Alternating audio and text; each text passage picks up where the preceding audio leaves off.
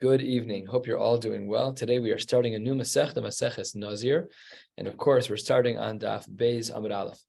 Really, the principles that we're going to be learning here are principles that we've already begun to learn in Maseches Nedarim. Certain languages can bring one to a halachic obligation to do or not do something. But here, instead of the general broad discussion of Nedarim, we're drilling down into one type of verbal commitment, and that is the verbal commitment of Nazirus. Now, this first Mishnah that we're about to learn, we've actually already learned because we compared and contrasted this Mishnah with a Mishnah that we had in Maseches Nedarim, and so some of this may bubble up as our memories are triggered by the words of the Mishnah. So the Mishnah opens as follows: Kol kinuye nazirus kinazirus. Any kinuyim, any nicknames or equivalent names of nazirus have the same halachic weight as the word nazirus itself. And the Mishnah in the next line will give some examples. Then the Mishnah kind of changes gears and doesn't talk about kinuyim and says, Ha'omer ahe, I want to be like that, with no other words.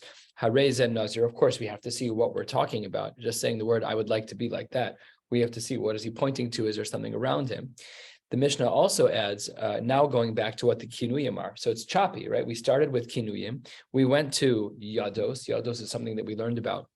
Just like the yad is the handle to a pot, but not the pot, so too there are certain phraseologies that are not nazirus, but they're close enough to nazirus. That's the languages of aha, or it says, the second line says, oh, ahe no'eh, I would like to be beautified like that person. That person's also going to be a nazir.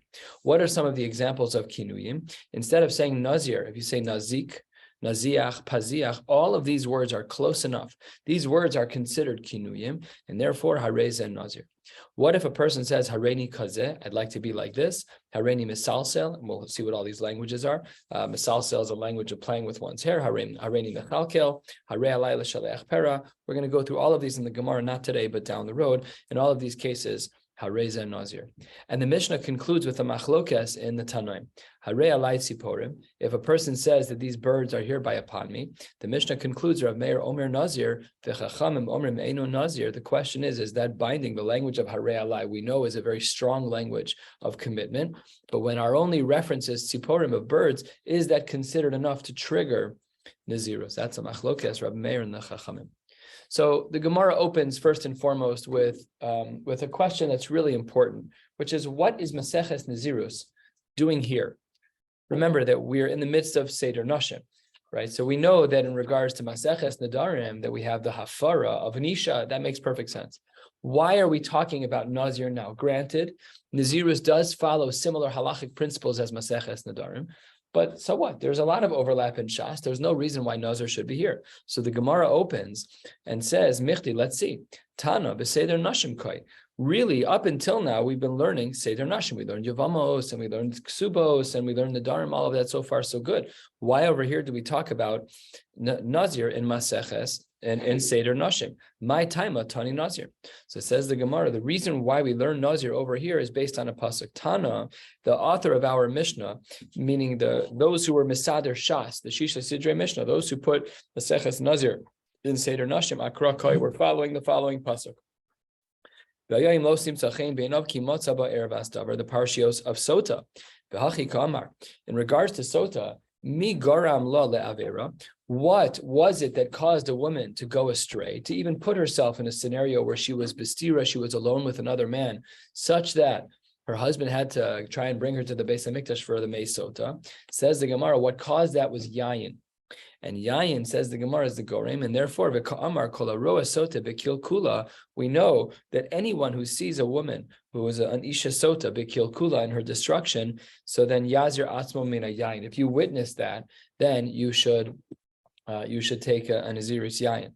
So that's why the Gemara says that we're dealing with nazirus and seder nashim. Afal pi, that it's really removed. By the way, some of the meforshim ask, great, why don't you put nazir after sota?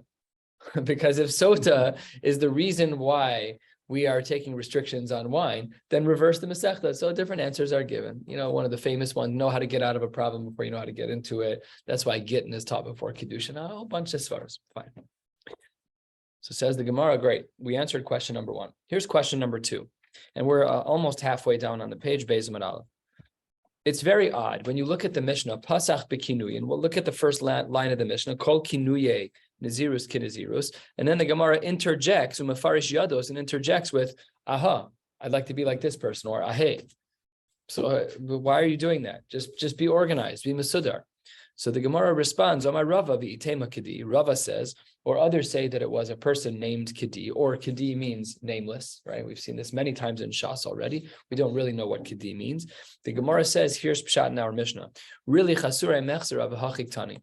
Really, our Mishnah is missing some words, and here is the appropriate way to learn our Mishnah.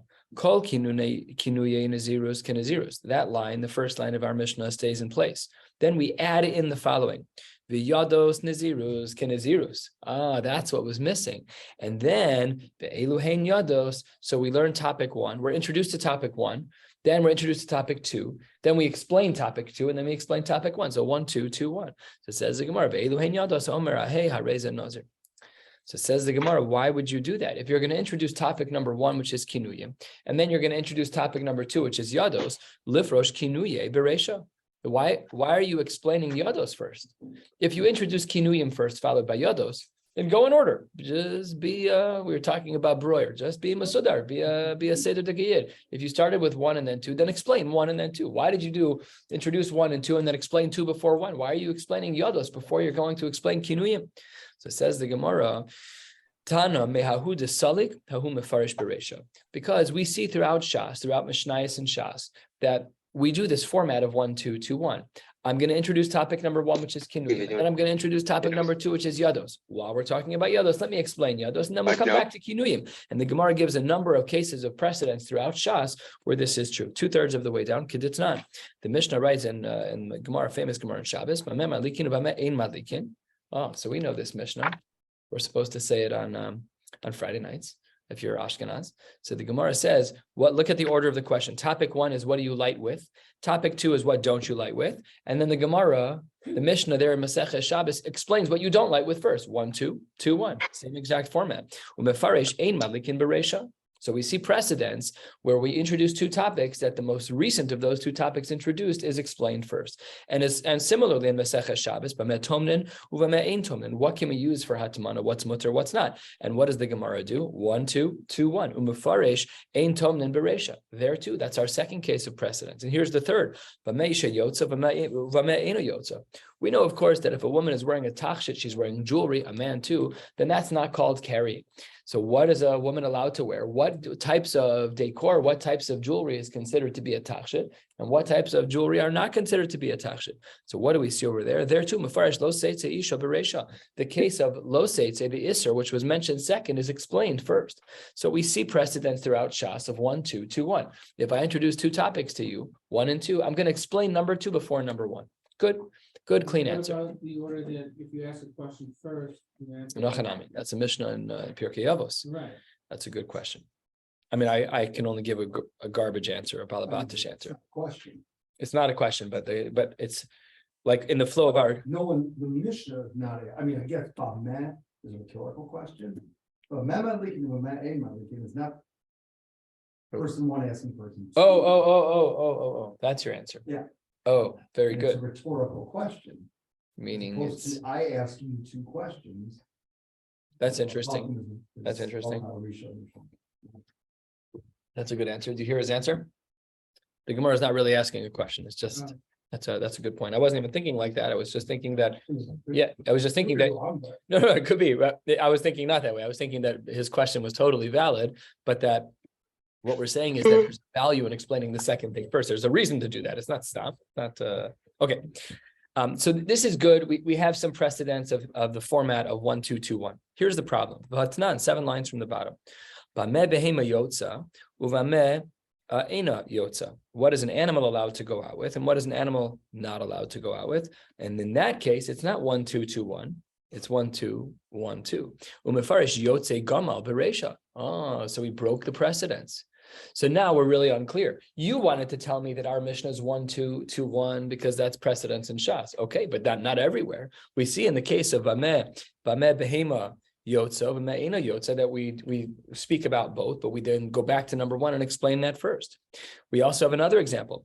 Yesh Nochlin Umanchilin. There are those who are able to get a Yerusha and to gift a Yerusha. There are also those who are Nochlin Velo Manchilin, those who receive a Yerusha, who can't gift the Yerusha to others. There are those who are Manchilin Velo Nochlin. There are those who are able to gift, but they're not able to inherit. And Lo Nochlin Velo Manchilin. And of course, the worst of both options is not having rights to them at all.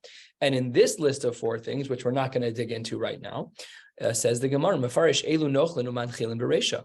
That is the first example in the Mishnah. So this was 1, 2, 3, 4, and then it went back to 1 to explain number 1 first. Broke the precedence for the second time. Ella, says the Gemara, you're absolutely right. Really, la'olam tani hachi v'tani hachi. We have mishnayos that are formatted in 1, 2, 2, 1. We also have mishnayos that are formatted in 1, 2, 1, 2.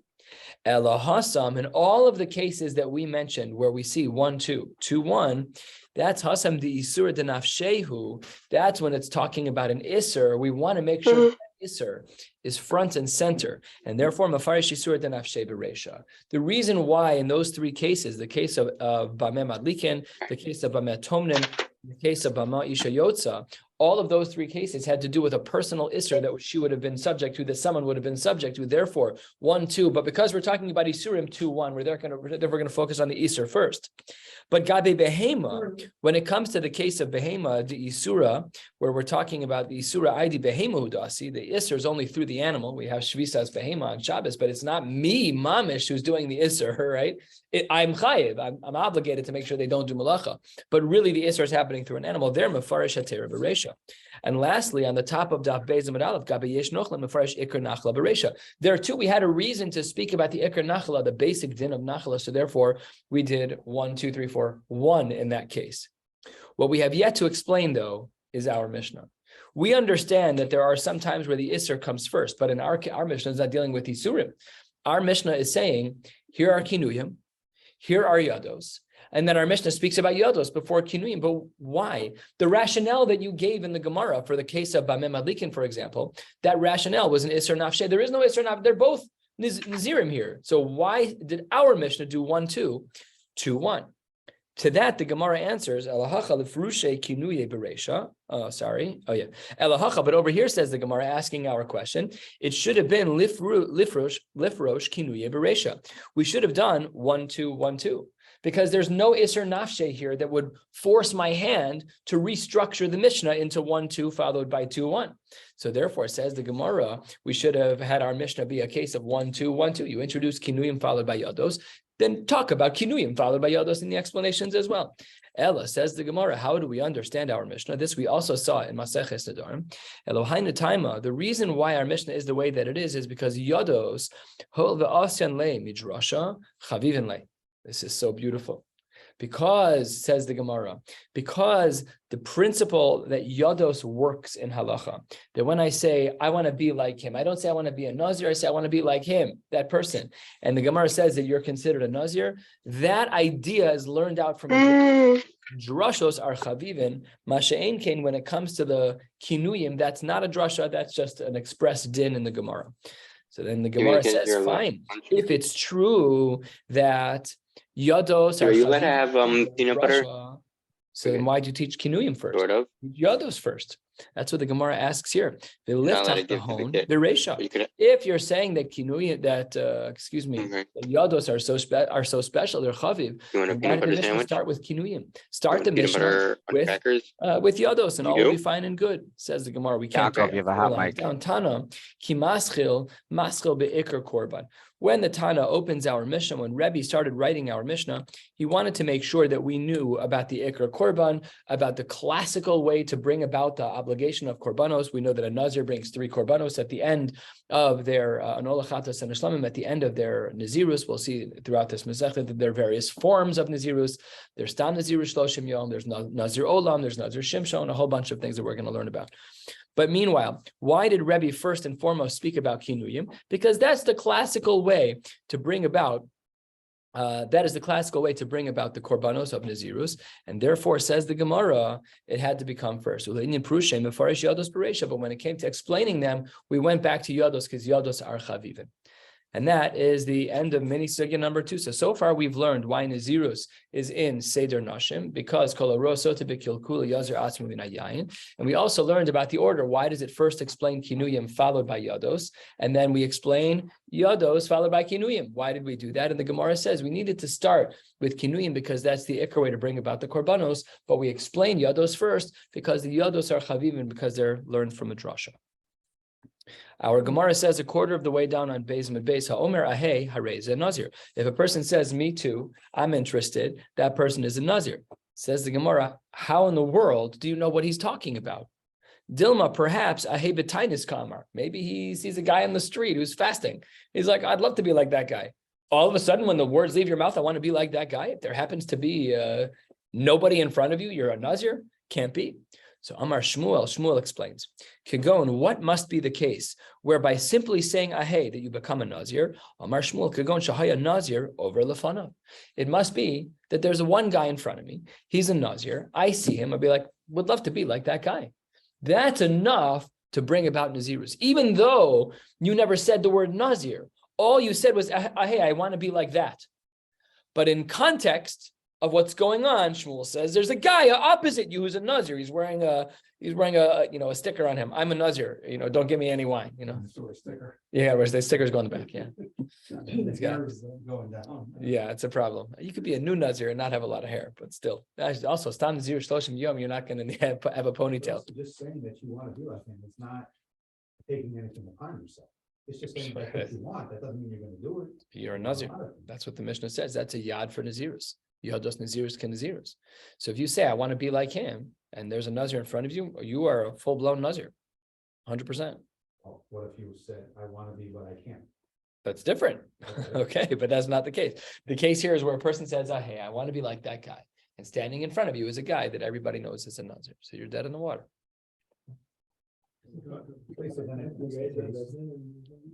You can undo it. You can be shoel. You can undo it. But fundamentally, you're a Nazir. So if you drink Gatorade, you really can't be Michael Jordan. I'm not sure I followed them. You like Mike. Okay, that's true. Is our Nazir's name Mike for this Masechta? We need something a little more Yiddish, another Ruvain case. Ruvain always gets the brunt of things. Why don't we call him Nazir like your colleague? We'll call him Nazir like your colleague. That's a perfect idea. Nazir the Nazir. So then the Gemara says, this is Shmuel's answer, that when our Mishnah says, Ahei, that I want to be like him, the reason why that yad is kinazirus is because there's context. It's not out of the blue. It's not that the word Ahei automatically means nazirus. There's no gematrias, there's no special magic potions. It's pashut. There's a guy in front of you who's a Nazir. When you say Ahei, you're saying, I want to be like him, you become a Nazir. End of the conversation. So you didn't say That's what the Mishnah says is Ahei. In fact, if you look in our Mishnah at the open of the Perek, on the fourth line of the Mishnah, it says Hareini Kazeh. It does have that language, Rabbi Yamin, but that's not this case. And that case we'll discuss in the future. But in our case, we're only saying Ahei, because there is an ambiguity here in this case when you say Ahei, and we answer the ambiguity by saying that there's somebody in the room who's a Nazir. And we're about to speak something similar about this. A third of the way down, the Gemara says, Lema, perhaps Shita Shmuel is a little more complicated than we thought. Lema, maybe we should say that Kosavar Shmuel Yodayim She'enan Mochichos Lohabyon Yodayim. Maybe according to Shmuel, when we say the principle of Yados Nazirus Kenazirus, that this slightly removed language functions to make you into a Nazir, it's not true when there's ambiguity.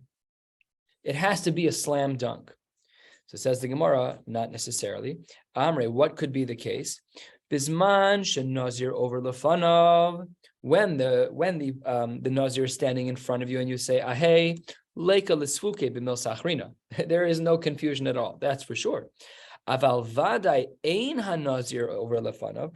But had it been that the Nazir was not in front of you, Amrina, and then perhaps we would say, Dilma, Ahei, V'tainis Kamar. Then maybe when he says Ahei, that really he is talking about a tainis. So that's how the Gemara explains this. Ask the Gemara, V'dilma, maybe when the person says Ahei, and there is a Nazir opposite him, maybe V'dilma Lapotro min Korbanos Kamar. Sounds very clever. The Ahei is going on the Nazir, but maybe not so that you become a Nazir, but you're willing to sponsor up the 3 korbanos that he's supposed to bring. How do you know what's in my heart? How do you know what my intentions are? Maybe when I said I want to be like him, it was like what you were saying. I want to be like him in theory. I would love to have long hair, like people who have long hair. I don't know who has long hair. Fabio. So, but maybe I don't want to be a Nazir. So, like, how do we know exactly how far his intentions go? Maybe I wanted to just pay for his korbanos. Says the Gemara, to Ka'amar Belibo. He reveals afterwards what was really in his heart. When I said, hey, he's saying, I wanted to actually become a Nazir. Says the Gemara, that's ridiculous. If he said the word ahe and then revealed what was in his heart, that Belibo, he really wanted to be a Nazir, Maila Memra, Pashut, ABCs, that you should be a Nazir under those circumstances.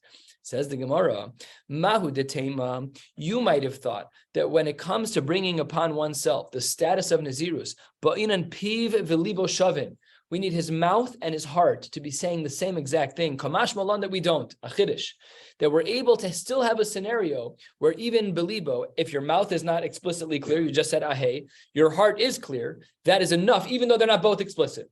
You don't have to say hareini nazir. You can say ahe, and as long as belibo, you still have this desire to become a nazir, then you're a nazir. And that brings us to the two dots. And let's continue a little bit more. We're going to wrap up to Gimel Amud Aleph and go about 7 or 8 lines down till the two dots there. Let's continue. Our Mishnah had given an example that if a man says, Ahei No'eh, Nazir, if he says, I would like to be beautiful like that person, so then he's a Nazir. Says the Gemara, maybe when a person says, I want to be beautiful, Dilma, Ano'eh Lefana b'mitzvos. Maybe he's not talking about the guy in front of him. Maybe he's talking about his relationship with the Kadosh Baruch Hu. I want to beautify my mitzvos that I do to a Kadosh Baruch Hu. Kedatanya. The Brisa writes, 6 lines from the bottom, Zakeli vanveyu, ana elefana b'mitzvos. I'll beautify the mitzvos that I perform before him. Elefana sukkah na'eh. I'll make a beautiful sukkah. Lulav na'eh. Tzitzis na'eh. Echtov lefana sefer Torah. And I'll make a beautiful sefer Torah. Ve'achrachenu b'shirei noim. And I'll wrap it in beautiful silk mantalach. It's going to be beautiful. So how do we know that when he says "Ahei No'eh" that he's talking about Nazirus? The word No'eh could also be talking about the mitzvah of Zakeli vanveyu. Mehechatesi should be a Nazir. Maybe I was talking about something else. Says the Gemara, Amar Shmuel, Shetafus Bisaro v'Amar Ano'eh. He's holding on to his hair. He's like pining to be like that guy who's got the beautiful, long, luscious hair. He's like, I would love to be like that guy. I'd love to beautify myself like that guy. So that's what the Gemara says. Ahei No'eh is only valid as Nazirus if you're touching your hair at the time that happens, because that shows what you're really thinking. Last line of the Gemara says, wait 1 second. And this is, of course, a very important principle in this Masechta. Wait 1 second. Nazira milsa de avera ve'amri lana. Hang on 1 second. Hang on. Hold on. You bring a chatas after Nazirus. Such a tzaddik. You're saying that that's no'eh. You're holding onto your hair and saying, hey, no, I want to be beautiful like that guy. Nazirus is begeder aveira. Meichatesi that we could call it no'eh. That's a very strange thing. It's either mutter or it's not. It's functional. We know that Nazirus works, but it at least should be begeder aveira. So the Gemara on the top of Gimel Amud Aleph, reminding us of what we've learned in a previous Masechta, answers as follows. Yes, that is in fact the case. The afilu the Rebbe Lazar hakafar, even according to Rebbe Lazar hakafar the Amar Nazir chote. Rebbe Lazar hakafar says that Nazirus is a chet. When is this true? Hani mili gabi Nazir tame. That's only true by a Nazir who became tame mace. That person is a chote. But a Nazir tahor is not. Why is a Nazir tame considered a chote? The boy mistar. If he in fact becomes tame, he's so ser his count of days. Let's say he had to stop Nazirus of 30 days. On day 25, he becomes a Nazir. He has to become. Day 25 he becomes tame, and then he has to restart his whole count. He ruined his first days. He's got to start over. So now day 25 plus another 30, you're talking 55 days. And Hasamu, in that case, we say that he's considered a Tameh Dilma Asi Lemevar al Naziruse, because it's now a prolonged version of your Stam Nazir. It's no longer Shloshim Yom. It's Chamishim V'Chamish Yom. So therefore, that's considered an Avera. Aval Nazir Tahor, Lav Chote Karibe. And therefore, in our case, when a person says, hey, no'eh, it's not inappropriate to refer to that Nazirus as no'eh. That's not an Avera. Afal that there's a chote, there's a chatas. We'll discuss that down the road. But our Gemara is saying that when a person is a Nazir Tahor, that is not considered to be an Avera. And therefore, when we refer to it as a hey, no'eh, that is considered a valid yad, and one would then be obligated in Nazirus. We'll stop right here, pick up tomorrow with a blot and a half, wishing you all a beautiful night. You know, this is my friend.